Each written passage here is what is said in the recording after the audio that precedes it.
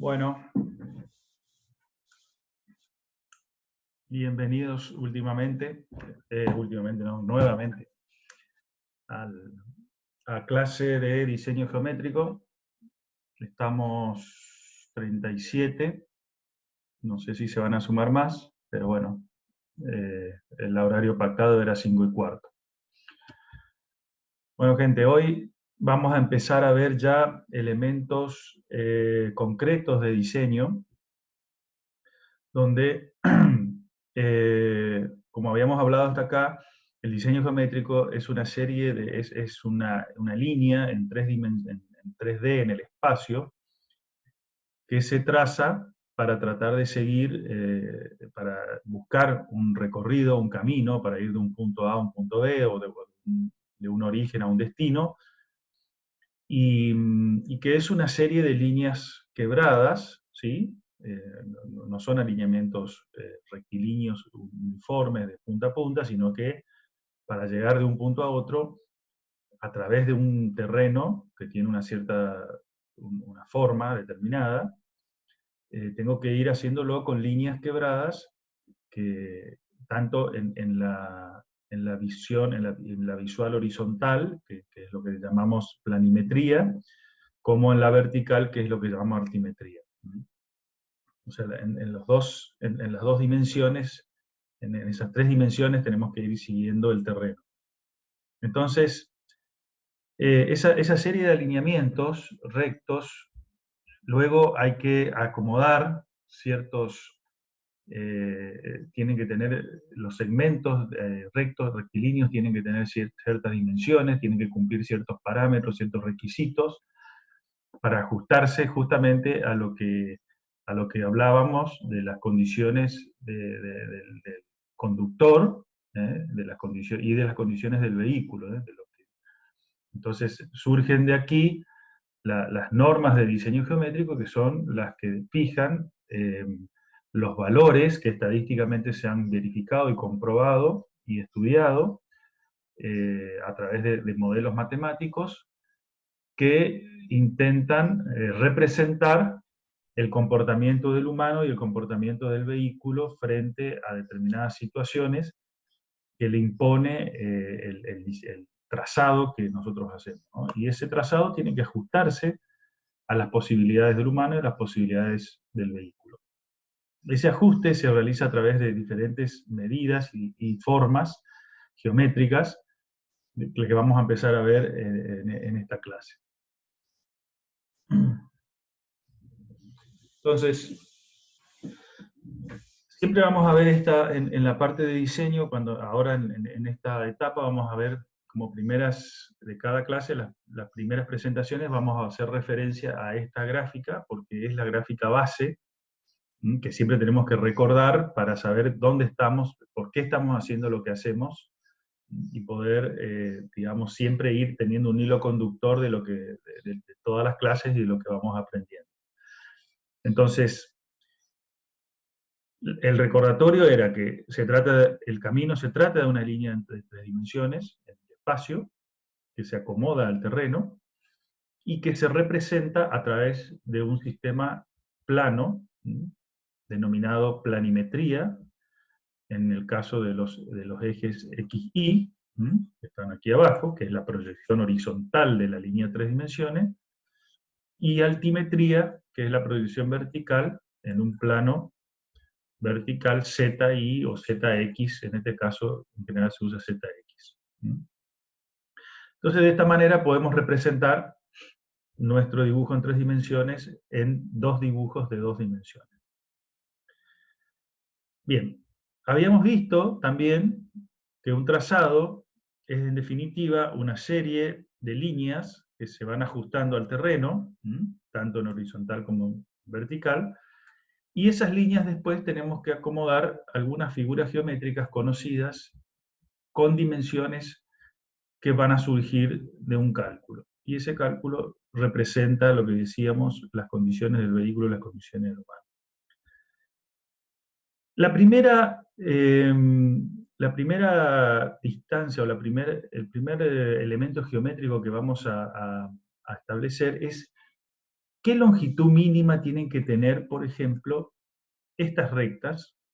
¿Mm? Para cumplir una condición fundamental en el manejo o en la circulación de un vehículo sobre una ruta, es la posibilidad de que ante la aparición de un obstáculo en la calzada, en la trayectoria del vehículo, ese vehículo, el conductor pueda generar una reacción, o sea, pueda reaccionar ante ese estímulo que es la aparición de un obstáculo, y antes de impactarlo tener la posibilidad de realizar las maniobras de frenado o de evasión de ese obstáculo, y ahí aparece lo que se denomina distancias visuales, y que es algo que está íntimamente relacionado con la capacidad del conductor y con la capacidad del vehículo de realizar una cierta maniobra. Entonces, se define como distancia visual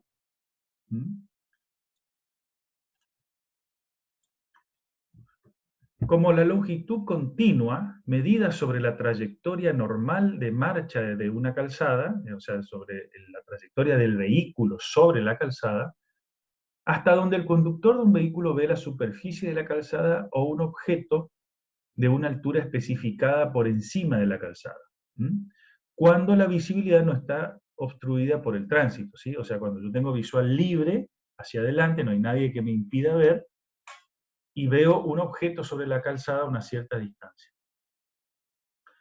Entonces, aparecen distintos tipos de distancia que hay que calcular y definir para poder establecer esa longitud mínima de recta que tengo que tener en un proyecto. Entonces, la primera que aparece es la distancia visual de detención. ¿Qué significa esto? Significa que ante la aparición de un obstáculo, ¿sí? El conductor va manejando, va mirando hacia el frente, le aparece un obstáculo sobre la calzada y empieza a tomar las decisiones de qué hacer frente a esa situación. Vamos a suponer que el obstáculo es un vehículo parado en la calzada. Entonces, el vehículo tiene que tener tiempo de ir desde donde el conductor ve el obstáculo y poder frenar a tiempo, sin obviamente impactarlo. Y esa distancia, ¿de qué va a depender? Va a depender de una parte del humano, de cuánto tiempo demora en hacer esa reacción, cuánto tiempo demora en apretar el sistema de frenos, en activar el sistema de frenos, y después, una vez que el humano hizo su parte, el vehículo tiene que hacer la suya. Y la parte del vehículo es el sistema de freno y el sistema de neumáticos de adherencia entre el neumático y la calzada. Entonces ahí aparecen dos situaciones importantes a tener en cuenta. Después está la distancia visual de adelantamiento. ¿Qué significa esto? Que ante una eventual maniobra, estamos hablando siempre de caminos de dos trochas indivisas, ¿sí? Que lo que hace es, lo que yo tengo que lograr es que el vehículo logre traspasar a otro que va más lento, ¿sí? Y en esa maniobra tengo que tener una cierta distancia, de un tramo recto, rectilíneo, con visualización, para poder hacer la maniobra sin encontrarme con un vehículo de frente o con un obstáculo de frente que yo no lo haya podido ver a tiempo, y poder realizar completamente la maniobra de sobrepaso. Acá no existen, no estamos hablando de calzadas de dos carriles divididas por una autopista o una autovía donde yo ya no necesito esa distancia, porque en realidad tengo posibilidad de hacer esa maniobra en cualquier caso. Y esta es una de las mejoras importantes que incorpora una duplicación de calzada y sobre todo una separación de calzada, o sea, duplicación y separación de sentidos de circulación. Una de las cosas que me permite hacer es esta maniobra justamente sin necesidad de tener que recurrir a una distancia determinada para hacerla.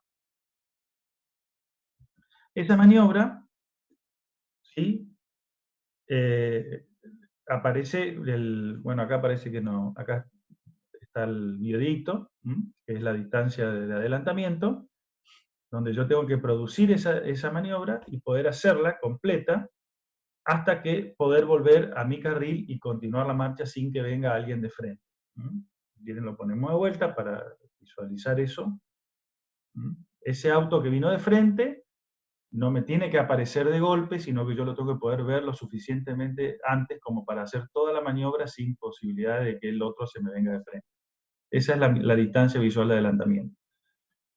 Y la distancia de visualización, o de decisión, la distancia visual de decisión, es una distancia que tiene que ver con la posibilidad de visualizar a tiempo una señal o alguna información necesaria que el conductor tenga que saber para después, posteriormente, realizar una determinada maniobra y que tenga tiempo suficiente y control sobre el vehículo y pueda hacerlo con calma y con tranquilidad y no tener una sorpresa, que es lo que queremos evitar.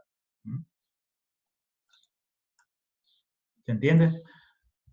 Inge, le hago una pregunta que Sí. por ahí puede ser medio tonta, Dale. pero siempre tuve la duda. En la línea de demarcación de la ruta, cuando son líneas blancas, o sea, se puede hacer el traspaso. Pero cuando son amarillas, es como que no está recomendado. No ¿Por está qué permitido. no está permitido? Bueno. ¿Por qué cuando hay una curva hacia la izquierda, por ejemplo, o sea, yo vengo y quiero pasar un camión y hay una curva hacia la izquierda? Y yo tengo total visión de la situación, o sea, puedo ver quién me está entrando a la curva. ¿Por qué no puedo traspasar si es más, la distancia es más corta incluso? Porque en el caso de calzada de dos carriles, tenés que tener en cuenta que el señalamiento es para los dos, para el que viene de un lado y del otro. Tu curva es a la izquierda, pero para el otro es para el otro lado, ¿entendés?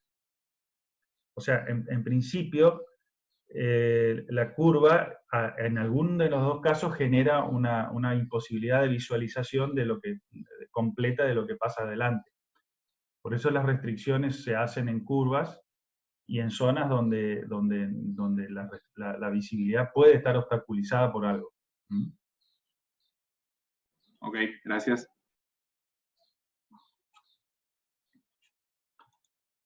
Bueno, en todo caso, después eso vamos a ver el tema de cuando veamos curvas.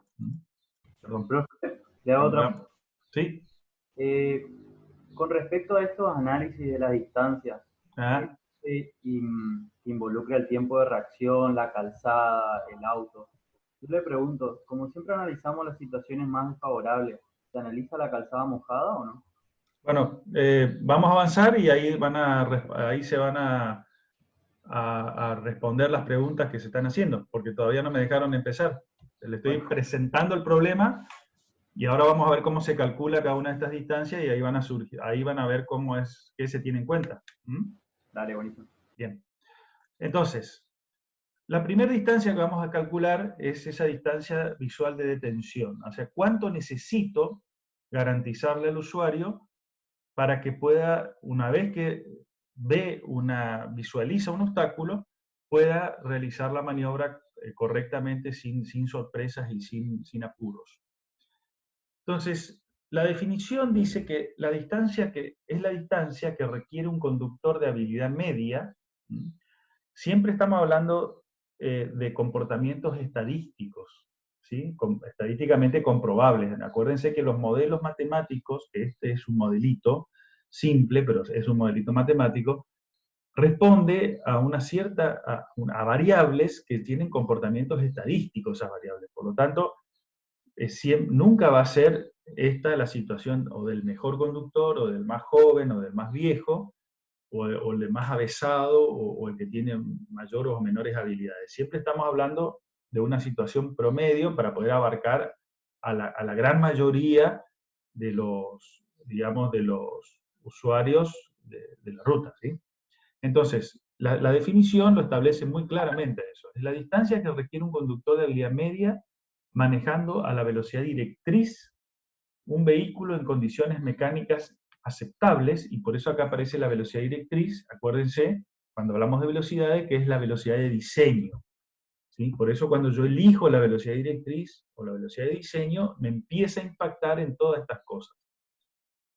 Entonces, en condiciones mecánicas aceptables, sobre calzada húmeda. Y ahí está la respuesta a la a la segunda pregunta que me hicieron. La calzada se considera húmeda cuando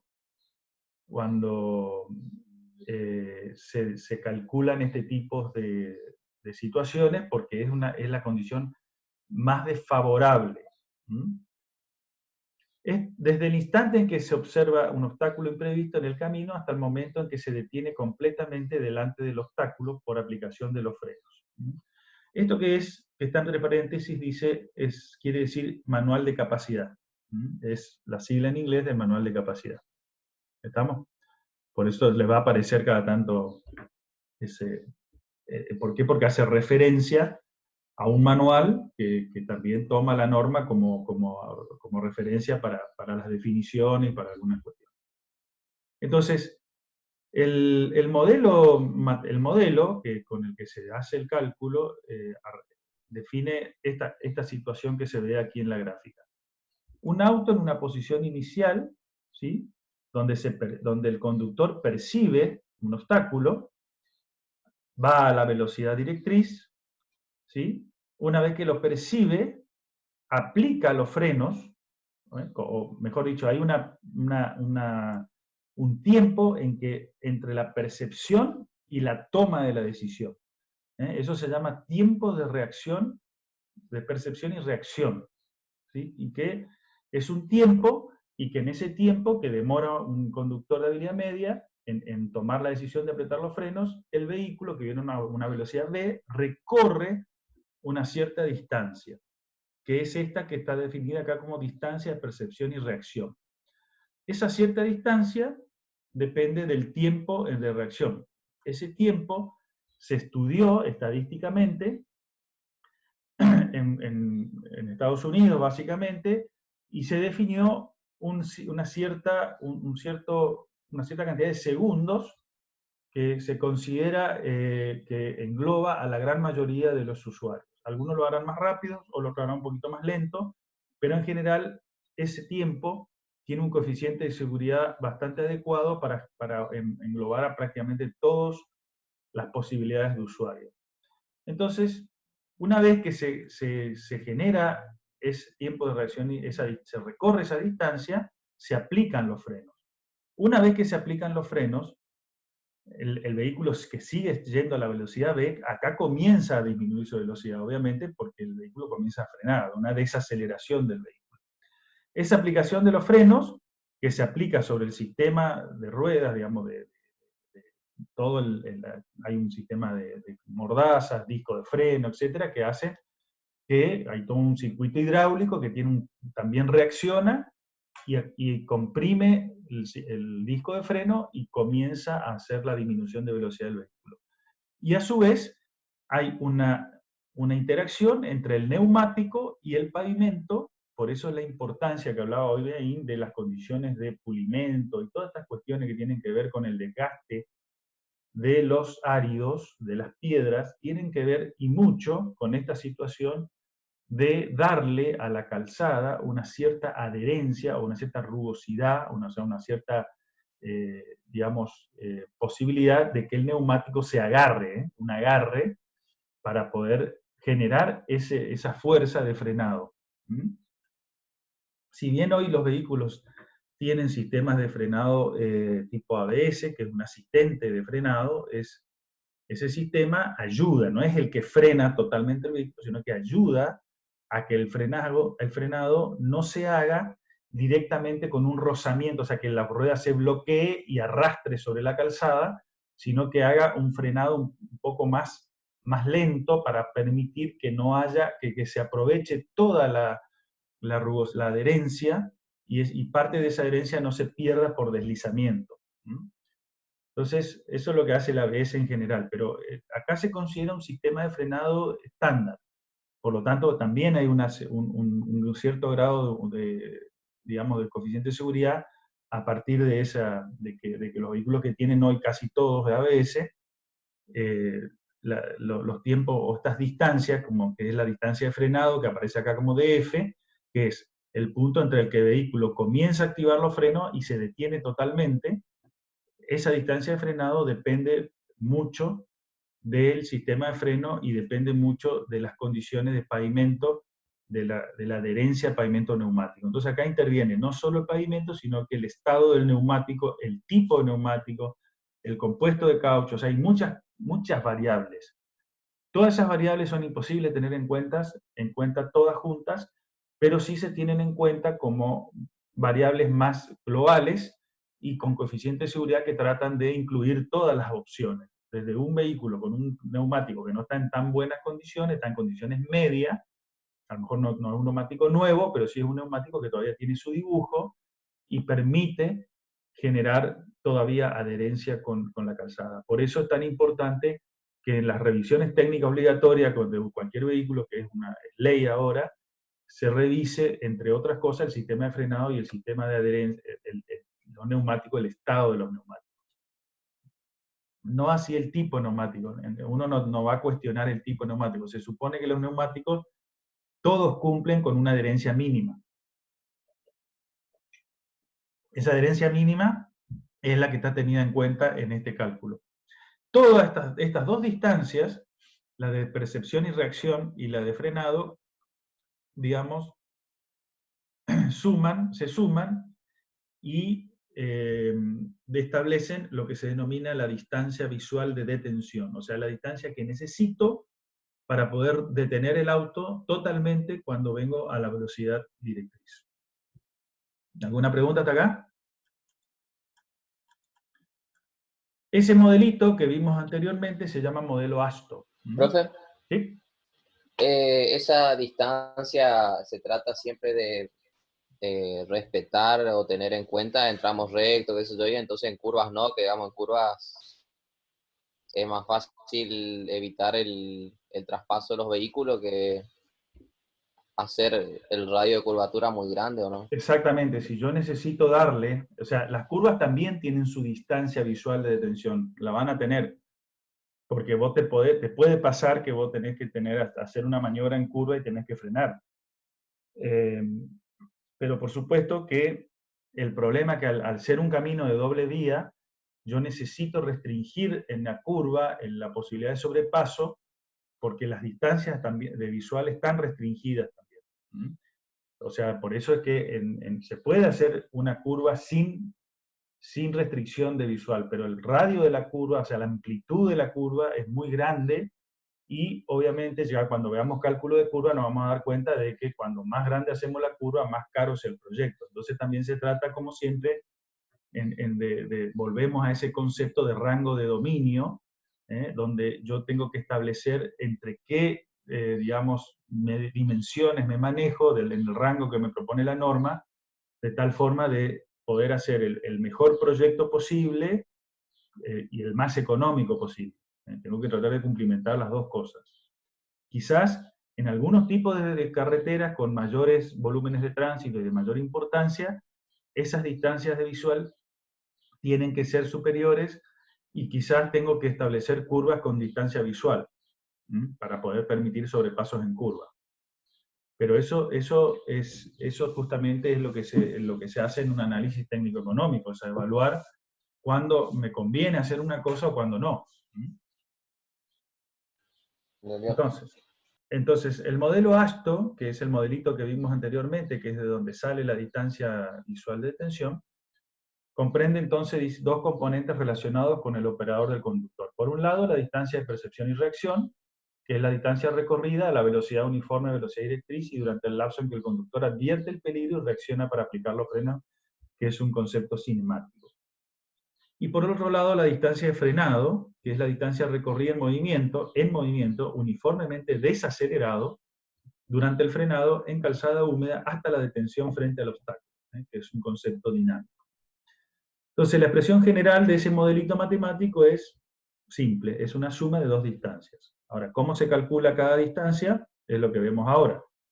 En principio, la distancia de percepción y reacción se adopta, y acá está la estadística, y del estudio estadístico surge que hay un tiempo un lapso de 2,5 segundos que se toma como tiempo de percepción y reacción del usuario, según modelo ASTO. ASTO es americano. Entonces, la distancia recorrida durante ese tiempo es la velocidad directriz por el tiempo de percepción y reacción, que es 2,5. ¿Se entiende? Entonces, la distancia de frenado ahora corresponde interviene lo que se denomina un coeficiente de fricción longitudinal en calzada húmeda. Ese coeficiente también se mide, se estudia estadísticamente y se establece un valor para ese coeficiente. Entonces, ¿qué representa ese coeficiente? Es un valor representativo de la fricción entre neumático y calzada y engloba las resistencias del aire, el rodamiento, la resistencia del rodamiento y la resistencia interna del motor y los engranajes. ¿Se entiende? Entonces, ese coeficiente de fricción longitudinal para calzada húmeda responde a esta fórmula matemática, que es una fórmula estadística, que surge de estudios estadísticos y se llegó a la conclusión, a través de un modelito matemático, de que está relacionado con la velocidad, con la inversa de la velocidad, como dice acá, y a través de coeficientes exponenciales y coeficientes fijos. Esta fórmula no tiene un desarrollo matemático por el cual se llega a esa situación, sino que es una fórmula que surge de experimentación, ¿sí? De experimentar diferentes tipos de neumáticos, diferentes tipos de vehículos, diferentes tipos de condiciones de calzada, diferentes tipos de pavimentos, y se llega a esta conclusión. Este valor incluye todos los tipos de calzadas, pavimentos y neumáticos, etcétera, engloba a todos. Y por lo tanto tiene un coeficiente de seguridad importante para poder englobar a todos. El cálculo de esta formulita da que para diferentes velocidades directrices, el coeficiente es inversamente proporcional, como muestra la fórmula. O sea, cuando menor es la velocidad, ese coeficiente alcanza valores más grandes, por lo tanto la fricción mejora cuando la velocidad es baja, y a medida que aumenta la velocidad, fíjense que el coeficiente casi se hace a la mitad, ¿sí? O sea, alcanza valores casi de la mitad. ¿Qué sucede acá? Al aumentar la velocidad, la posibilidad de agarre va disminuyendo, y eso hace que el coeficiente ese no tenga el mismo valor en cualquier condición de velocidad. Y acá ustedes pueden visualizar la importancia de que cuando uno va conduciendo sobre una calzada y va a una gran velocidad, el sistema de frenaje del vehículo no va a responder de la misma manera, o todo el sistema no va a responder de la misma manera que si voy a baja velocidad. Y de acá es lo importante, cuando uno limita las velocidades, es porque está teniendo en cuenta esto del cálculo. Entonces yo no puedo en una calzada cambiar alegremente las velocidades de circulación. Si yo ya la diseñé con ciertos parámetros, no lo puedo modificar con un cartel. Eso es lo que a veces se cuestiona cuando se intenta cambiar cosas con la ley sin tener en cuenta la técnica, ¿no? Entonces, acá podemos ver un pequeño video con algunas situaciones que muestran esa cuestión.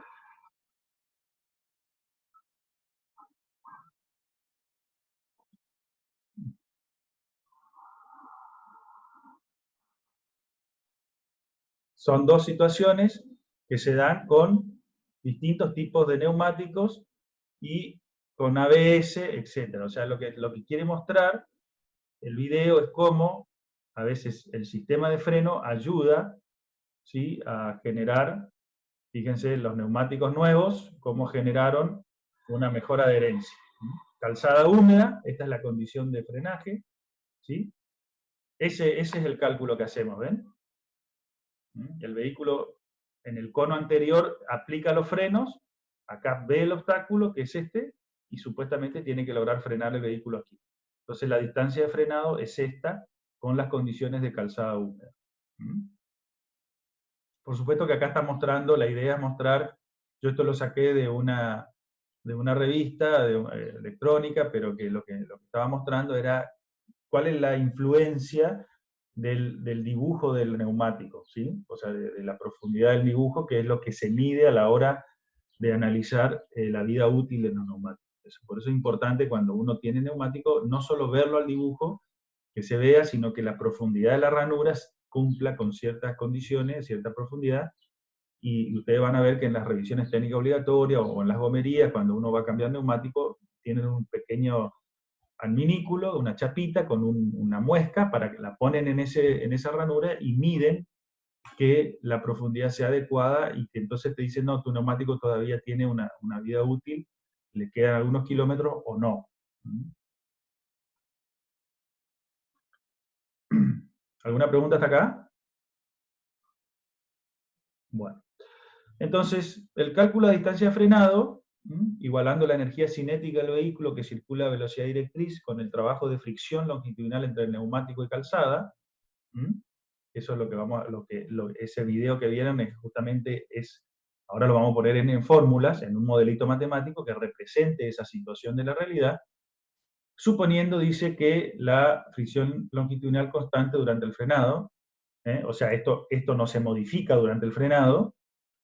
Entonces, hay una ecuación de equilibrio que hay que alcanzar, donde interviene justamente la velocidad directriz, la fuerza de la gravedad, ¿sí? O sea, la velocidad de energía cinética versus la fuerza, o sea, la fuerza producida por el vehículo cuando avanza, versus la fuerza de frenado, que es la que se tiene que oponer al avance. Entonces, acá está la descripción de la fórmula, y la formulita, la distancia de frenado termina siendo, si uno despeja de aquí, distancia de frenado, pasa esto para abajo, opera con los valores fijos, que es la gravedad y los coeficientes esto de unidades, y puede llegar a una formulita más simple donde la distancia de frenado es proporcional a la velocidad. ¿Qué quiere decir? Que a mayor velocidad, mayor distancia de frenado, y por supuesto interviene el factor, la fricción, ¿sí? Y encima es la velocidad al cuadrado. Por lo tanto, la velocidad exponencialmente, cuando se incrementa la velocidad, esa distancia de frenado se incrementa exponencialmente. Y acá la importancia de que a veces uno puede venir a 150 km por hora con un vehículo de gran, digamos, de estos vehículos de alta gama y pensar que lo va a frenar y a veces no sucede, porque esta ecuación vale para todos. Lo único que cambia en un vehículo de alta gama es que quizás los sistemas de frenado obviamente son mejores, discos de freno más grandes, quizás discos en 4 ruedas, no campana de freno, o sea, hay diferentes cuestiones mecánicas que por supuesto hacen más caro el auto y lo hacen más seguro, pero siempre se cumplen estas condiciones de equilibrio, ¿sí? Y cuando son vencidas las fuerzas de fricción, que son las que se oponen para poder frenar el vehículo no frena. Hagamos lo que hagamos. Entonces la distancia visual de detención es la suma de las dos distancias que calculamos, de la distancia de percepción y reacción, y de la distancia digamos, de frenado propiamente dicho. Entonces, esta termina siendo finalmente el modelito matemático con el cual se puede calcular la distancia visual de detención, donde las variables son la velocidad directriz y el factor de fricción. Y este factor de fricción surge, ¿sí?, de la tabla que está acá, en función de la velocidad directriz que elegí para el diseño. Si yo elegí 100 km por hora, tendré que usar un factor de 0,29. Si yo elegí 120, uno de 0,27. ¿Sí? ¿Se entiende? Cuando más chico es el factor, más alto es la distancia de frenado. Más larga es la distancia de frenado, que tendré que tener en cuenta para tenerla en cuenta a la hora de definir esa recta que va a ser el diseño, que va a ser parte del diseño geométrico y de las rectas que voy a tener que establecer para ir salvando las formas del terreno.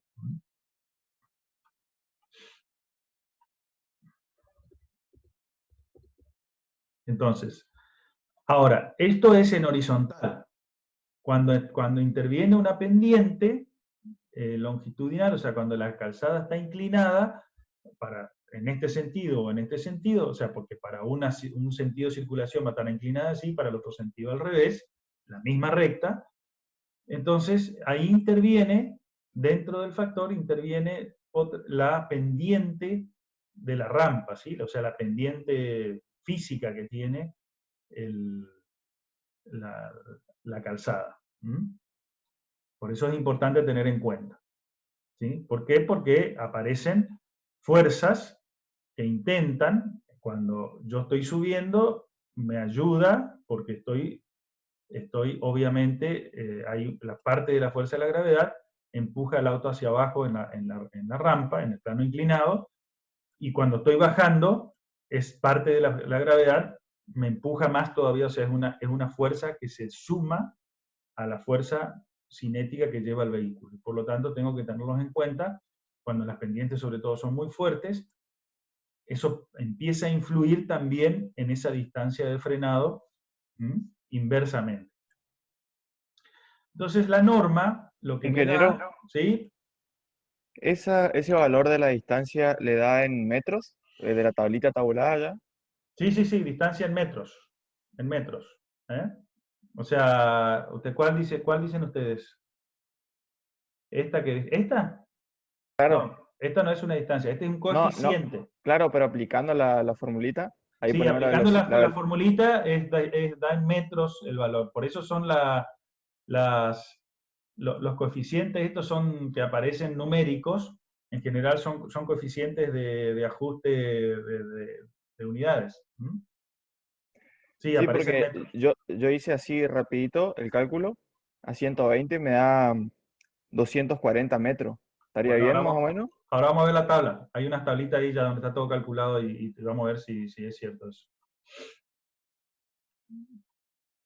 Entonces, esta tabla, que la norma lo da, que es la tabla 3.2, ustedes pueden ver acá que para distintas velocidades directrices, otra vez como variable le da un coeficiente por el cual hay que multiplicar la calzada, el valor de la distancia, ¿sí? Cuando las pendientes son o negativas o positivas. ¿Sí? Por ejemplo, vamos a 100 km por hora, si el camino es horizontal, o sea, la pendiente es 0, a 100 km por hora la distancia de frenado es 206 metros. ¿Sí? Ahora, la distancia visual de detención. Si para una pendiente negativa, o sea, bajando el vehículo, ¿sí? En la condición de bajada como esta, la pendiente es negativa, se considera, por convención, entonces fíjense que el coeficiente empieza a tener valores cuando las pendientes van creciendo de 1% a 10%, ¿sí? Los coeficientes van aumentando de un valor de 1 que hasta 1% se mantiene el mismo valor que 0, o sea, no hay casi modificación, pero cuando empiezo a tener un 2%, 3%, así, etcétera, hasta 10%, que es la máxima pendiente admisible para hacer una rampa de un camino, fíjense que la distancia la tengo que multiplicar por 1,4, o sea que esos 206, si alguien hace la cuenta, se convierten en una distancia mayor, un 40% mayor. O sea, se iría a 280 y pico de metros. ¿Se entiende? Ahora, si la calzada, esa misma calzada tiene pendiente hacia el otro lado, o mejor dicho, para el vehículo que viene en el otro sentido, en la misma rampa, para los distintos porcentajes de rampa, que en este caso son positivos, o sea, cuando el auto sube, entonces ahí empieza el coeficiente a bajar. ¿Por qué? Porque cuando sube me ayuda el plano inclinado y entonces la distancia visual de detención, al tener una fuerza que me tira para atrás, me ayuda y colabora con la fricción y me frena el vehículo más rápido. ¿Se entendió? Entonces, hasta acá llegamos, no sé si la pregunta que me hicieron hoy está contestada. ¿Para cuánto calculaste Silvestri creo que era, ¿para cuánto Sí, calculaste? yo había sacado para 120 kilómetros y me dio 2,48 más o menos por cálculo, pero ahí veo que da 2,90. 2,90, sí, no sé qué te habrá dado. Por ahí hay que ver cómo hiciste la Pero cosa. esa es la suma de las dos. Claro, tenés que tener en cuenta la suma de las dos, ¿eh? Esta es la suma de Claro, la claro, sí, sí, distancia, ahí entendí. percepción y reacción, más la de frenado, ¿sí? Profe, Sí, le hago una consulta. ¿Qué pasa, por ejemplo, en esquinas o en zona donde hay montaña o barranco y yo tengo que doblar y no y bueno, ahí y tenés que pide la restringir, visual? y ahí tenés que restringir, por eso se pone la línea de doble paso y carteles que digan prohibido pasar. Y si te dicen prohibido pasar es porque te están avisando de que no tenés distancia visual de detención. Por lo tanto, cuando vos logres ver un obstáculo en la calzada, un vehículo que viene de frente o un vehículo detenido en tu misma dirección, directamente no lo vas a ver a tiempo y no te va a alcanzar la distancia que te tenés para poder frenar el vehículo. Entonces, en esos casos hay que restringir el sobrepaso y se pone una doble línea amarilla que en la codificación, digamos, de señalamiento indica no sobrepasar. ¿Sí? Y eso se complementa con cartelería que diga prohibido adelantarse o no adelantarse en curvas. ¿Mm? ¿Se Y, entiende? por ejemplo, en avenidas que en zona urbana, por lo que Sí. veo ahí, tengo Ujú. que tener 85 metros de visual. Pero yo tranquilamente puedo ir tipo a 60 kilómetros. O sea, la ley no me restringe eso. Es una... Bueno, las avenidas urbanas, vos tenés que tener, o sea, la avenida dice que tiene hasta 50 kilómetros por hora, acá por lo menos resistencia. Ah, Eso implica de que vos tenés que tener una distancia para detenerte una vez que ves el auto que viene del otro lado, 63 metros, como dice acá. ¿Sí? 63 metros. Entonces, ¿qué pasa? El problema es que ahí tenés que, yo no digo de que las ciudades estén bien diseñadas y sobre todo que las velocidades admitidas en las avenidas estén bien. Eso justamente son temas que a veces no responden a diseño, sino que responden a políticas y a veces esas políticas no tienen un correlato técnico o no se hizo un estudio técnico diciéndole, bueno, realmente a qué velocidad yo puedo admitir que se circule por una avenida o por una calle, teniendo en cuenta la ochava, por ejemplo, me permite visualizar o en qué momento me permite ver. Eso ya lo vamos a ver después cuando hagamos unos cálculos, unos prácticos, lo vamos a ver y ahí se van a dar cuenta cómo debería estar diseñada una esquina para que realmente responda a las velocidades permitidas en las calles. Y bueno, a los hechos me remito, o sea, el problema de accidente que tenemos en la ciudad, en muchos casos responde a justamente la problemática de estar mal señalizado o no estar señalizado directamente y no advertirle al usuario de las calles que tiene cierta cantidad de metros para, o sea, que tiene una cierta distancia visual. ¿Mm? Y que por eso en las calles, en todas las calles, debería haber un cartel de pare en una de las dos direcciones mínimamente. ¿Mm? Por eso se establece el tema de la derecha, de la, digamos, ¿cómo se llama? Del permitir el paso por el que viene a la derecha, de la prioridad de la derecha, justamente como una norma que deberíamos respetar todos y probablemente si esa norma se respetara no habría prácticamente accidentes en la ciudad porque nadie la respeta, o sea, nadie respeta cuando viene por la derecha que tiene que frenar, y no es caprichoso que tenga que frenar, sino que tiene que frenar porque la distancia visual, cuando viene a una cierta velocidad, no le da tiempo para frenar, y sobre todo si la calzada está húmeda o está sucia, que el efecto es el mismo. O sea, es básico, digamos. Lo que pasa es que, bueno, hay que explicarle a un intendente o hay que explicarle a un jefe de seguridad vial, que muchas veces no son técnicos, decirle, mire señor, o sea, señalice bien, porque en realidad usted le está induciendo, o no poniendo la señal, o poniendo una señal errónea, equivocada, está induciendo a que se produzca el error, y ahí es donde hablamos de puntos negros, ¿sí? Cuando hace la definición, ¿cómo es? Esa definición que vimos en un momento cuando estuvimos mirando las primeras clases, donde dice que no, ¿por qué un punto en un lugar tanta gente se equivoca al mismo tiempo, ¿sí? Y produce los mismos errores? O sea, ahí es donde el problema ya no es el humano, sino que el humano tiene una capacidad limitada para, para poder, digamos, eh, realizar estas maniobras y nosotros no podemos ir contra esa naturaleza. Y también el vehículo tiene una capacidad limitada. Si el vehículo frenara de golpe, en una situación de golpe se frenara, yo aprieto el freno y el vehículo se detiene en seco, aunque yo venga a 20 o 30 kilómetros por hora, el problema lo voy a tener yo como humano porque el cuerpo no está diseñado para soportar esa pérdida de energía cinética tan brusca. Entonces, en lugar de tener, sí, es cierto, voy a frenar, no voy a chocar, pero me va a matar el cinturón de seguridad.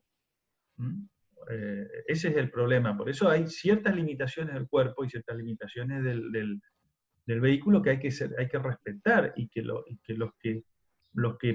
que hacen señalamiento en la ciudad y los que determinan la forma en que funciona todo lo que es la infraestructura vial de una ciudad o de una ruta, lo tienen que saber. Por eso la importancia de que haya un técnico en todas las oficinas, o que haya una capacitación o un correcto asesoramiento de técnicos que saben de estas materias en organismos que se dedican a esto. Y ahí van a tener mucho trabajo, muchachos, hay que pelear por esto, porque los que lleguen, los que tienen que llegar a los lugares donde tienen que llegar. Bueno, por lo que veo, estamos en 45 minutos, lo cual, ¿sí? 45 minutos, lo cual hoy hice una pequeña inversión para todos ustedes, alumnas y alumnos. Invertí en la compra de un paquete de Zoom para no tener el problema de ayer. Así que sean solidarios y no digo que me paguen el Zoom, pero no me pidan que vaya a otra plataforma que no sea Zoom. Por favor, ya la pagué. Bueno, para tener continuo esto y torturarlos un poco más. Bueno, la otra distancia importante es la distancia en este tipo de obras, de estructuras de infraestructura vial, de caminos indivisos de dos carriles de ida y vuelta, es la distancia visual de adelantamiento. Tan importante como la otra, ¿por qué? Porque esa distancia es, en caminos indivisos, dos carriles y dos sentidos, la mínima distancia visual suficiente y necesaria que, invadiendo el carril de sentido contrario, permita al conductor de un vehículo adelantarse a otro que circula más lentamente por su mismo carril, sin interferir la velocidad y trayectoria de un tercer vehículo que avance en sentido contrario, si apareciera a la vista una vez iniciada la maniobra. Parece un trabalengua, pero es simple. Lo habrán vivido muchas veces. ¿Qué pasa? Yo voy en una corriente de tránsito, una ruta de dos carriles indivisos, el señalamiento me permite sobrepasar, quiere decir que acá tengo distancia suficiente para pasar, y un vehículo hace la maniobra de sobrepaso invadiendo el carril contrario, está permitido, y genera el adelantamiento. ¿Sí? Bueno, fíjense que acá hay una distancia visual, fíjense que acá viene un vehículo del otro lado, esa distancia tiene que cumplirse para yo poder hacer, o sea, tiene que haber una cierta distancia para yo poder hacer toda la maniobra y volver a meterme en la corriente de tránsito.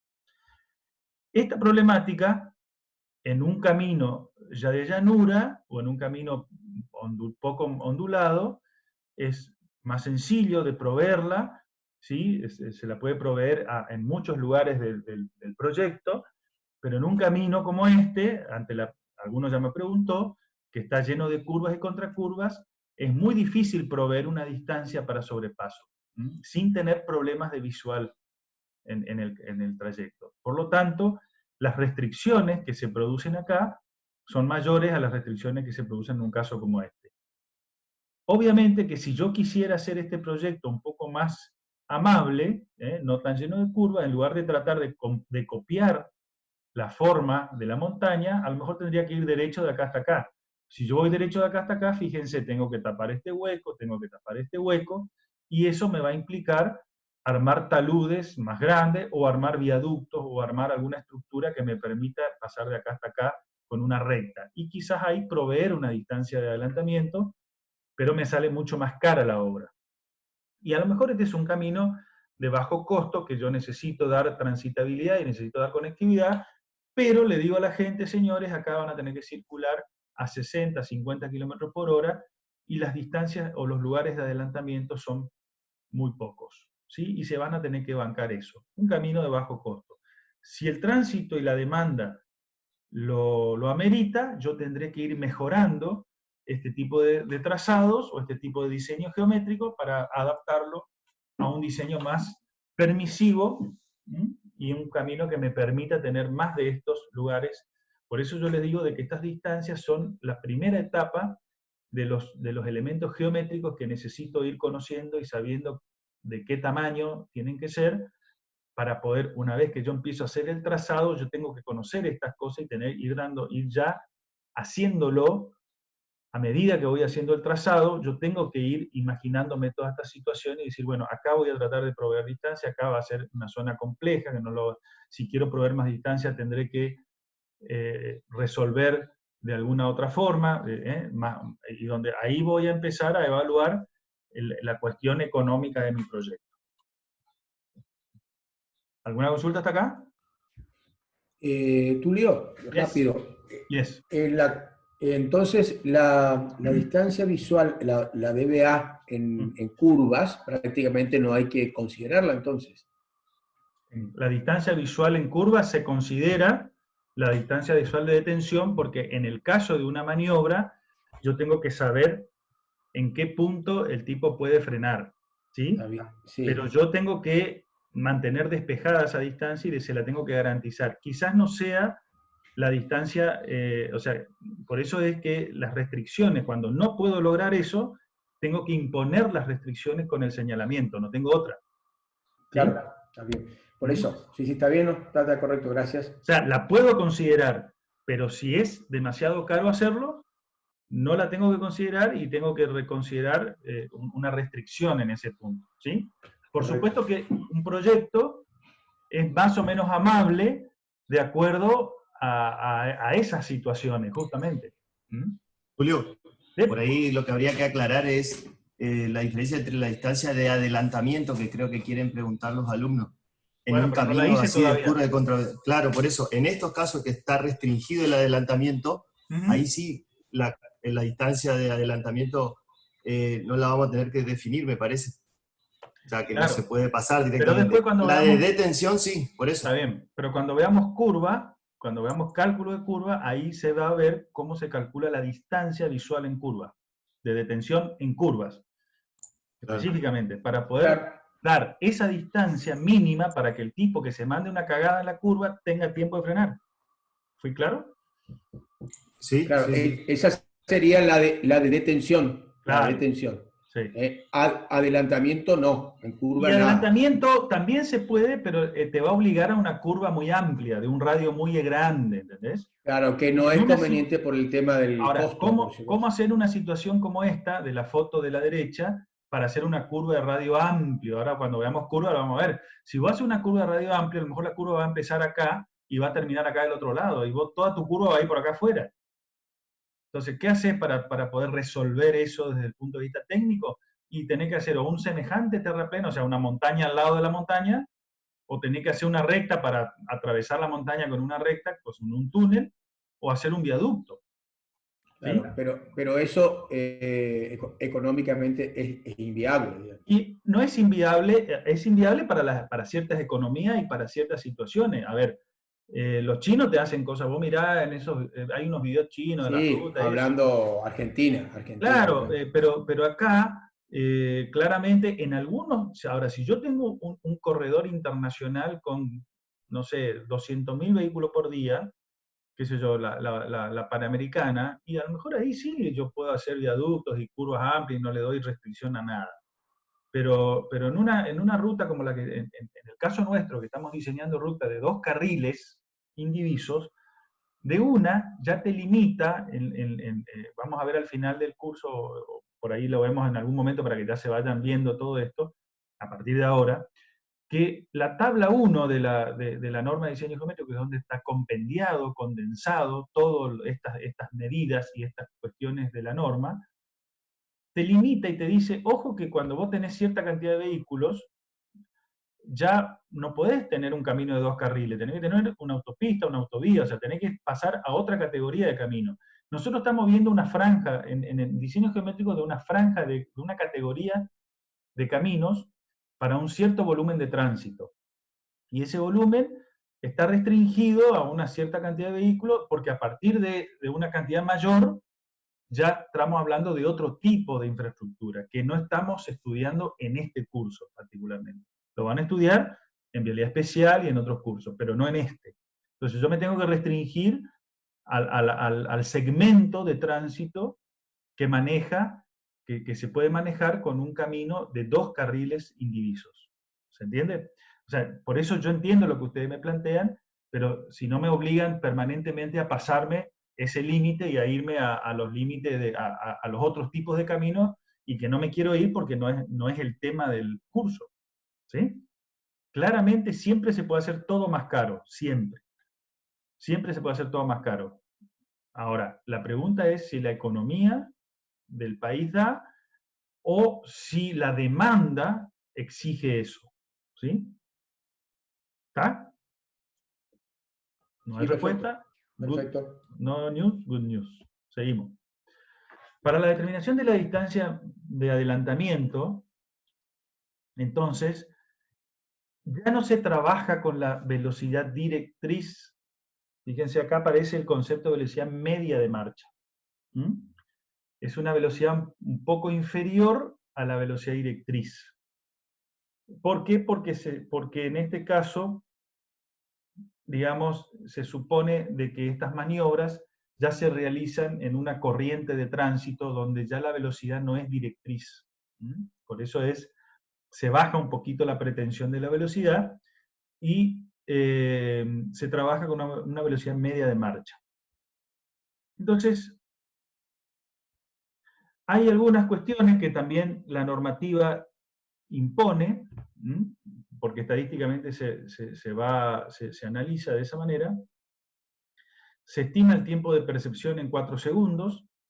O sea, la maniobra es una maniobra que uno no la tiene que hacer en forma brusca, ni no anticipada, sino que es una maniobra anticipada. Por lo tanto, o sea, yo voy acercándome a un vehículo que está delante mío y voy tomando la decisión de realizar la maniobra en tanto y en cuanto vea que del otro lado viene un vehículo a una distancia suficiente que me permita realizar la maniobra con cierto margen de seguridad.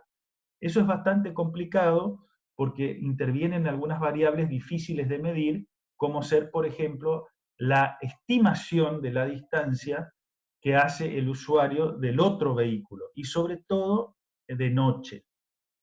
Por eso es más complejo todavía el problema cuando uno lo analiza con todas las variables. Entonces, se determina un tiempo de percepción de 4 segundos. Se acepta que el vehículo que se adelanta, por eso hay algunas simplificaciones que vamos a tener que hacer. Se acepta que el vehículo que se adelanta A, ¿sí? Lo vamos a llamar vehículo A, circula a la misma velocidad que el vehículo que tiene delante circulando en sentido contrario. ¿Por qué? Porque en algún momento yo me tengo que poner atrás y esperar la oportunidad. Se acepta que además de circular ambos vehículos A y B a la velocidad del que va a ser adelantado, o sea, la velocidad media de marcha, lo hacen separados por una distancia de 0. Ahora ya lo vamos a ver todo esto en un esquema. Y el promedio de velocidad del vehículo que se adelanta supera en 15 km por hora al vehículo adelantado. ¿Qué quiere decir esto? Y el carril izquierdo debe quedar libre en una longitud adicional de 3. Todo esto lo vamos a ver en un esquema, aquí. Entonces, se considera que el vehículo que se adelanta, que es el rojo, el vehículo A, se ubica a la misma velocidad V1, velocidad media de marcha, que el que está por adelantarse, que es el azul. Y se ubica, siempre y cuando no sea uno de esos tarados que se ponen atrás y se chupan al auto, pero vamos a suponer que este tipo es normal, y se ubica a una distancia de 0 del vehículo a adelantarse, ¿sí? Mantiene una cierta distancia prudente, vamos a decirle. no es la distancia de frenado. Obviamente, si este se frena de golpe, este se lo come. O sea, no es esa distancia. Es una distancia de cero que prudentemente digamos, el vehículo mantiene detrás del adelantado. Ese es el instante T, el primer instante, cuando llega el vehículo que se va a adelantar. En el segundo instante, cuando éste está tomando la decisión de hacerlo, se recorrió la distancia de 1 y se mantiene la distancia de 0. ¿Sí? Entonces, en otro instante, y acá aparece, fíjense, el vehículo C. O sea, el vehículo que viene del otro lado. Tengo que considerar esta situación porque cuando no viene nadie acá, no hay problema. Yo paso y hago la maniobra tranquilo. Ahora, cuando viene, yo voy a considerar la peor condición, que es cuando viene alguien de frente. Entonces, este vehículo viene a una cierta velocidad V2. ¿Y qué sé yo a qué velocidad V2 viene? Se supone que tiene que venir a la velocidad media de marcha. No me queda otra que hacer una consideración de ese tipo. ¿Sí? Porque si no, yo no puedo, no tengo un medidor de velocidad del tipo que viene enfrente. Entonces, asumo que viene a una velocidad determinada, que es la velocidad media de marcha, que es la que va a la mayoría de los vehículos. Una vez que en ese instante, en el tercer instante, ¿qué pasa? El vehículo decide empezar la maniobra, acá decide empezar la maniobra de adelantamiento, y para poder adelantarse al vehículo B1, tiene que acelerar, y es la velocidad que se considera más 15 km por hora. Entonces, este vehículo rojo acelera a más 15 km por hora. Fíjense, acá está la trayectoria del vehículo azul, lo va traspasando, y en un momento se pone de este lado y se volvió a su carril.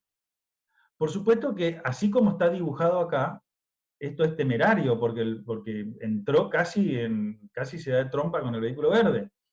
Y el vehículo verde, desde la posición inicial C, que recorrió la distancia D3, ¿sí? A la velocidad que viene. Entonces, esta es una incógnita difícil de establecer, y esta es una incógnita difícil de establecer.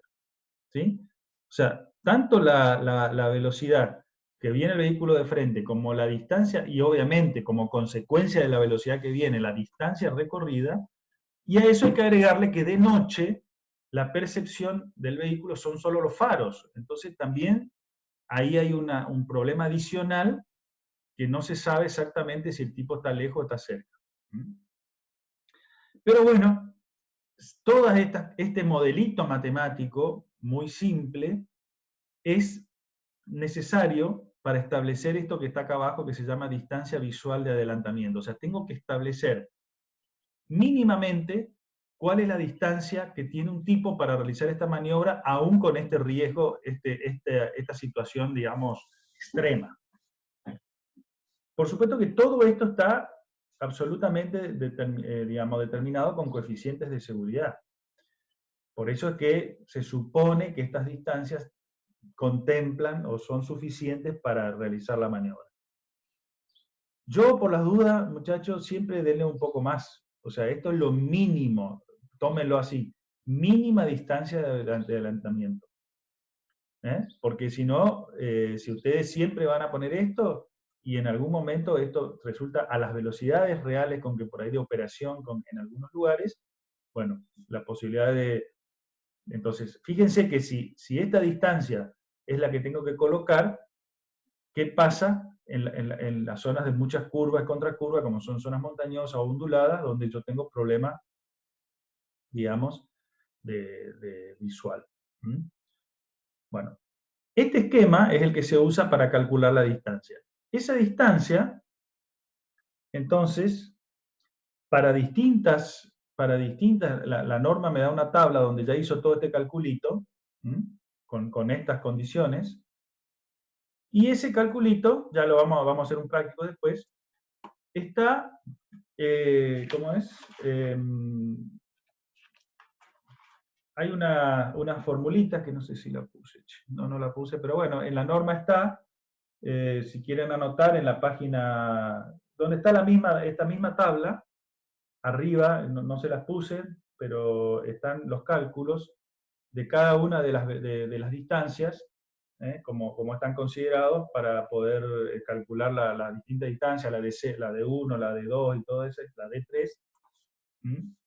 Entonces, llegan a esta tabla, donde para distintas velocidades, directrices, acuérdense que cuando hablamos de velocidades había una relación, una correlación entre la velocidad media de marcha y velocidad directriz. Entonces tienen que ir a esa correlación, sacar la velocidad media de marcha que le corresponde a la velocidad directriz de diseño, y con esa velocidad de hacer los cálculos, como dice acá, velocidad del vehículo B, ¿sí? Velocidad media de marcha, velocidad del vehículo A, velocidad media de marcha más 15, o sea, este es el que pasa y este es el traspasado, y aquí están los cálculos. Entonces, fíjense, a 100 km por hora, yo necesito 680 metros para realizar toda esta maniobra.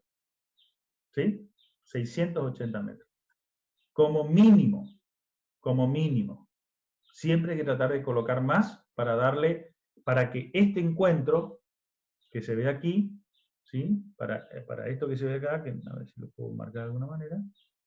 No sé si me hace macana. O sea, esto tiene que tratar de evitarse, tiene que ser una situación extrema.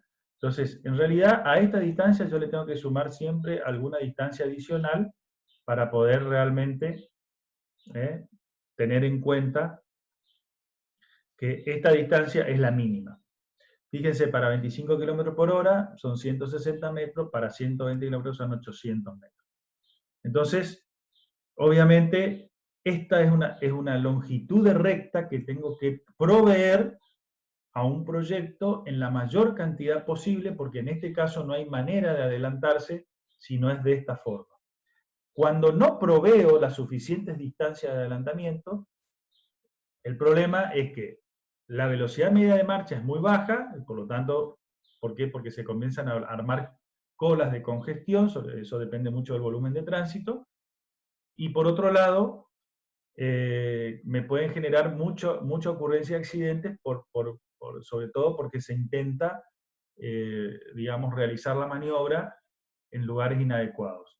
Esto también sucede cuando se llega a la congestión o a la capacidad de los tramos de ruta, y que aún existiendo grandes longitudes de rectas, como son en las zonas llanas hay grandes longitudes de rectas que son mucho mayores que estas mínimas que definen acá este cálculo, el problema de la congestión hace que estas distancias es como un efecto de tener curva contra curva, se achican las probabilidades de hacer la maniobra porque los lugares donde yo no me encuentre uno de frente, y para traspasar ya no un vehículo, sino a veces tengo que traspasar 2 o 3, o camiones uno atrás de otro, entonces eso también se genera una ocurrencia de accidente muy grande y un efecto similar al efecto de no tener distancias provistas por la topografía. Profe, no entendí eso último, ¿puede repetir? O sea, si tengo rectas muy grandes... Lo que yo les quise decir es que cuando vos tenés, en casos de rectas, de trazados de llanura, donde tenés grandes longitudes rectilíneas, que no tenés restricciones de sobrepaso como ser el caso, o sea, como ser este caso, sino que tenés grandes rectas, ¿sí? Entonces, el problema no es la geometría, en ese caso, sino que cuando tenés problema de congestión, por ejemplo, la ruta 16 a Cespeña, donde no es de autovía, es difícil hacer maniobra de sobrepaso en determinados horarios o en determinados días. ¿Por qué? Porque lamentablemente hay tanto tránsito de un lado y de otro que no podés realizar la maniobra. Lo que yo le quiero explicar es que muchas veces las restricciones de distancia de sobrepaso no está dada solamente por la geometría, sino por el volumen de tránsito que está circulando y el nivel de servicio o el estado de la capacidad de ese camino, de ese tramo de camino. ¿Se entiende o no? ¿No? Sí, sí, ahora sí. ¿Se entiende? O sea, lo que le quise decir es que no siempre la geometría condiciona las posibilidades de sobrepaso. Muchas veces está condicionado por el volumen de tránsito. Entonces, como dice en la propia norma, dice, usualmente la distancia de la tabla permite que un conductor se adelante con seguridad. Esto es relativo. Sin embargo, dice la norma, por las moscas se recomienda proyectar longitudes mayores. ¿Sí? Por lo que yo les decía antes. Entonces, esa longitud de sobrepaso,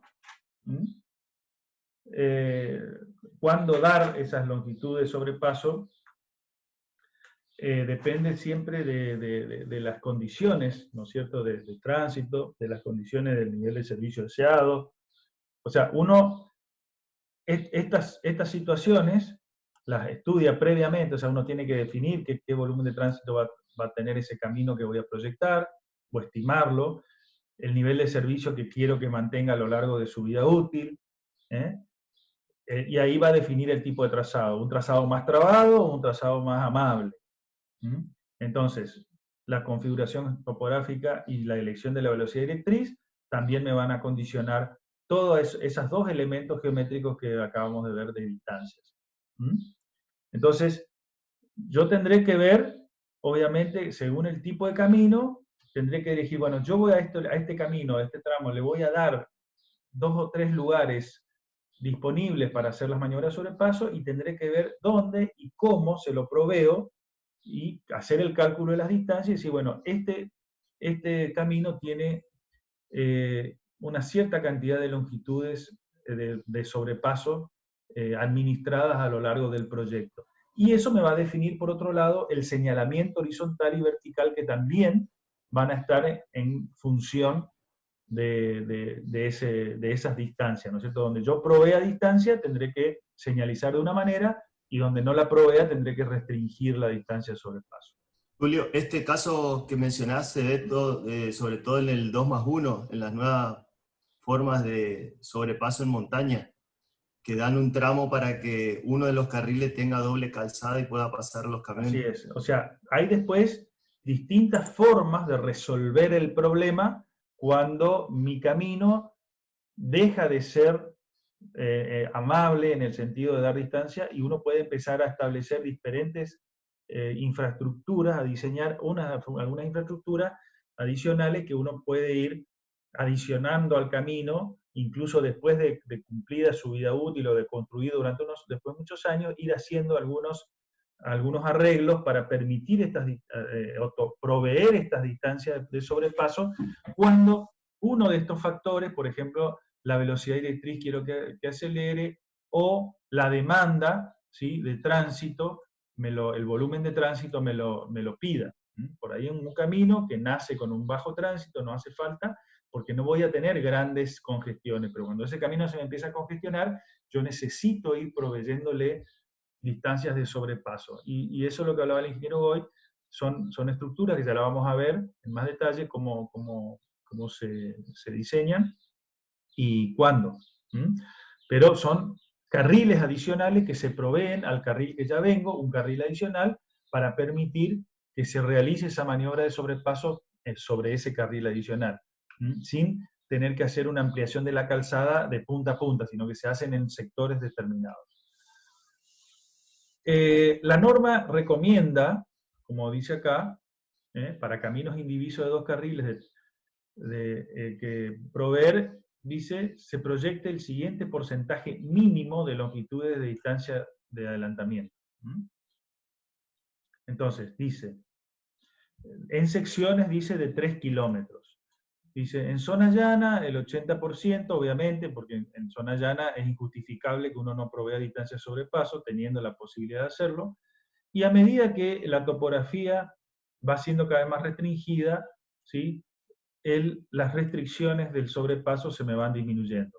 ¿Por qué? Porque si yo quiero pasar en una zona muy montañosa a un porcentaje de zonas de sobrepaso al 80%, como les decía acá, tendré que a lo mejor intervenir de otra manera este diseño. Y va a tenerse un diseño mucho más caro y mucho más oneroso, y a lo mejor el tránsito todavía no lo justifica. Quizás en otro momento sí lo justifica. Pero eso se verá en la etapa de diseño, qué volumen de tránsito tengo que manejar, qué vida útil cuando hablábamos el otro día de vida útil en tránsito, en volumen de tránsito, o sea, cuánto este camino me va a servir en las condiciones que yo lo diseñé y cuándo ya tengo que empezar a pensar en cambiarlo, en modificarlo, en agregarle cosas, porque ya es como una familia, si somos 2, con una pieza basta, y si somos 6, voy a tener que hacer 2 o 3 dormitorios más. ¿Sí? Entonces esto es lo mismo, tendré que ampliar la casa porque no entran todos. Un poco de eso se trata. Entonces, como dice acá abajo, dice, cuando no sea factible proveer suficientes tramos con distancia visual de adelantamiento, es recomendable proyectar carriles auxiliares de adelantamiento, que es lo que hablamos. ¿Sí? Un carril auxiliar de adelantamiento es un carril que se hace en el mismo sentido de circulación, yo le hago un carril más durante un tramo, un trayecto X, y le digo al tipo, con cartelería y señalamiento, acá podés adelantar, metele pata, hace la maniobra, descongestiona el nudo, y bueno, eso se hizo en caminos de montaña, en caminos ondulados, caso de Misiones, Ruta 12, usted que fue a la zona de Iguazú, eso habrá visto en varios lugares del tramo, de esos 300 kilómetros, que ya hay muchos lugares donde está provista esa longitud de adelantamiento, porque el volumen de tránsito así lo exigió, y sobre todo el nivel de accidentes que había, producto de no haber distancias de adelantamiento. Bueno, y por último, la distancia requerida para la toma de decisiones, que es una distancia donde el vehículo no frena, no adelanta, no hace maniobras, simplemente tiene que poder lograr visualizar alguna cosa que necesite ver y hacer y tomar la decisión que tiene que tomar. Entonces, ¿para qué son? El conductor dice cuando detecta una fuente de información difícil de percibir o condición peligrosa en la cercanía de la calzada y estime su potencial. Selecciona una nueva velocidad y trayectorias adecuadas, inicie y termine segura y eficientemente la maniobra requerida. O sea, la norma te dice en qué casos hay que tener en cuenta una distancia de visualización. Dice, los conductores necesitan una distancia de decisión donde haya posibilidades de error para percibir información, para decidir o maniobrar. Los lugares críticos son, y la norma tira una serie de eventos que pueden ser considerados. Después, eso puede o no darse dentro de un camino, o puede aparecer en el momento del proyecto, o puede ser posterior a que se hizo el camino y uno tenga que hacer correcciones después. Entonces, por ejemplo, en aproximaciones e intersecciones o distribuidores, cambios en la sección transversal, tales como playas de peaje, principios o fin de carriles básicos auxiliares, variaciones en la velocidad directriz, zonas de demanda concentrada de fuente de información que compiten por atención, o sea, esto cuando hay muchos carteles, entonces hay que tener en cuenta de proveer las distancias como para que el tipo tenga tiempo de leerlos. Si no, hay lo que se denomina una contaminación visual de carteles, uno por poner muchos carteles no mejora la seguridad de un tramo, a veces la empeora. Esas son esas distancias, por eso pongo esta foto acá, que es, por ejemplo, este tipo va circulando a una cierta velocidad y tiene que visualizar desde adentro el cartel. Y tiene que poder leer que dice, ojo, acá vas a encontrar una bifurcación de camino, este va para un lado, este va para el otro. Fíjate en qué carril te vas a ubicar para poder hacer esa maniobra. Depende de dónde vaya. Entonces, esto lo tiene que ver y tiene que haber una distancia después entre este punto y el punto donde tiene que tomar la decisión para poder hacer la maniobra necesaria. Entonces, la norma me da una tabla indicativa y orientativa donde dice, de acuerdo a la velocidad directriz, otra vez, aparece la velocidad directriz, según sea, yo tengo que tener ciertas distancias necesarias para las tomas de decisiones. ¿Sí? Una vez que veo el cartel, tengo que recorrer, si voy a 100, tengo que poder recorrer 320 metros para poder hacer las maniobras y hacer todo lo que necesito hacer. Muchas veces, este tipo de cosas, lo más recomendable es ir informándola con antelación, para que de alguna manera el conductor tenga tiempo para ir haciendo, por ejemplo, entre un aviso y el segundo aviso, el tipo pueda cambiar una vez de carril. Entre el segundo y el tercero, la segunda vez de carril, si es que son 2 o 3 carriles, como en este caso, hasta lograr ubicarse en el carril que corresponde. Tulio. Bueno, sí, hasta acá Rápido. llegamos. Entonces, Sí, sí, 6:35. la distancia visual de detención, entonces, a ver si me quedó, digamos, claro. Es desde tu automóvil, desde que vos ves el cartel, digamos, o sea, desde el auto, desde ese momento hasta el cartel. De decisión. Sí, correcto. A ver, no, vos tenés que poder ver el cartel desde ahí, ponerle desde la posición que está el auto negro acá. Sí, sí. Ve el cartel porque la Ve. letra del cartel se hace Perfecto. de un tamaño para que el tipo la pueda visualizar desde un lugar. Perfecto. El tipo tiene que poder recorrer la distancia hasta que tenga que hacer la maniobra que le está indicando el cartel. O sea, desde el cartel hasta donde yo entro a una colectora, por ejemplo. En este caso, si vos tenés que ir hacia la ruta 8, como dice ahí, sí, sí. tenés que poder lograr ubicarte en el carril correspondiente que te está indicando el cartel. Perfecto. ¿Sí? Ahora, esto no quiere decir que esto está bien señalizado, lo que está mostrando es la situación. Después habrá que ver, habrá que medir si la distancia entre que el tipo puede visualizar el cartel, desde la distancia en que lo puede ver, hasta el lugar donde tiene que finalmente hacer la maniobra, tiene suficiente espacio para realizarla. Por supuesto que en este caso tenés que tener en cuenta que el volumen de tránsito es alto y si el tipo está en el carril totalmente derecho, a la derecha, es muy difícil es muy difícil hacer el cruce. Por eso es que esto en general en una autopista te lo van avisando antes. Sí, sí, correcto. ¿Sí? Pero esa distancia, ese, por ejemplo, para 110 kilómetros por hora, una DVDE de 340 metros. ¿Sí?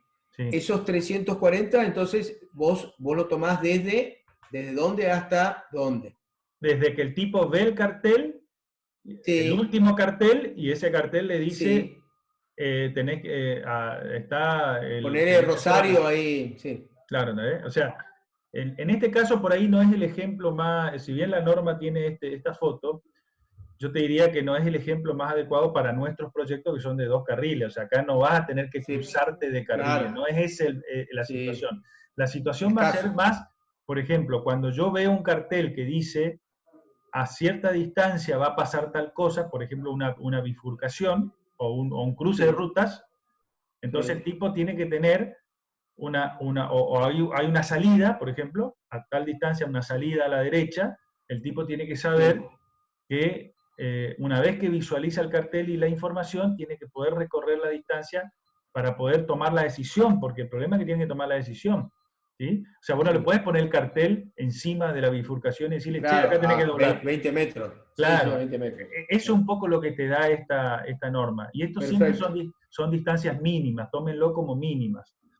Sí, siempre habría que siempre uno tiene que tomarse cierto margen de acuerdo a la situación y vos después vamos a ver si tenemos tiempo del manual de señalamiento, cómo señaliza una intersección, cómo va poniendo carteles secuenciales con las distancias en la que va a aparecer tal cosa, a tal distancia te va a aparecer tal cosa, a tal distancia te va a aparecer tal cosa. Bueno, eso es un poco la distancia de decisión. La norma te dice, ojo, tener en cuenta, este es un valor mínimo a tener en cuenta en función de las velocidades. Obviamente lo que te está diciendo es, si vos tenés un camino que tiene una velocidad de 50 km por hora y no pongas la distancia de visualización de decisión a 300 metros, porque es al pedo, o sea, el tipo se va a olvidar del cartel cuando llegue. O sea, por eso te dice a 50 km por hora, 150 metros. O sea, se define el tiempo que el ser humano necesita para procesar la información y tomar la decisión. Está bien. Y este último, cuando haces el cálculo de la distancia visual de adelantamiento, ¿viste? Sí. Vos acá en función de la tabla, que hoy vimos 600 y pico de kilómetros, 600 y pico de metros, ¿sí? Dijimos, el D0, el D1 y el D2 ¿tiene relevancia o solamente lo que yo busco y me interesa es el DBA? No. Todas esas cuentas tienen un número que yo no le puse acá en la imagen del manual, pero si ustedes miran en la información que yo les di en la bibliografía del manual, de las A10, en la página 3.8, que es el 3.8 es la página 8 del capítulo 3, en esa página, que es la misma página donde está el cuadrito, la tabla que le daba la tabla, la distancia en función de la velocidad, van a encontrar arriba los calculitos, los cálculos. Yo eso se lo iba a dar en el práctico. ¿Sí? Ah, perfecto, listo. Para que lo resuelvan después en un práctico, y yo le iba a dar el cuadrito y le iba a decir, bueno, resuelva la distancia de adelantamiento en tal condición. Está bien, pero se calculan, digamos, tanto el DC. Sí, tiene una perfecto, formulita de cálculo. ¿Listo? Tiene una formulita de cálculo bien definida. Eso era. Al pelo, gracias. Muy bien. ¿Estamos? ¿Alguna otra pregunta? ¿Todo en orden? Bueno. Muy bien, gente. Hasta acá llegamos. Les mando el video ahora ni bien lo cargue. Y este va a ser medio grande, así que le voy a mandar un link, como la otra vez. Los de ayer le mandé directamente porque se grabaron parciales de 40 minutos. Pero como grabó todo, ya va a ser más pesado. Así que le mando un link ahora por WhatsApp y van a tener la clase ya grabada. Profe, perfecto. ¿Sí? Quería hacer una consulta del coloquio de ayer. ¿La banquina es obligatoria o no? Me quedó la duda. Sí, la banquina es obligatoria. Siempre. Aunque sea lo que te da la norma, y eso lo vamos a ver después en sección transversal, son valores mínimos. ¿Sí? Valores mínimos. Lo que no te dice es no la pongas, porque si no la pones, el problema de seguridad es muy grande. Entonces la norma no te va a indicar, no hagas si no querés. Te va a decir, hacela, el valor mínimo es este, el valor recomendable es este. Así que el que contestó no es obligatoria, contestó mal. Estoy mirando a alguno de mi grupo ahí que hizo alguno. Julio, el coloquio de la semana que viene del lunes es de todo lo que se dio ayer y hoy, ¿no es cierto?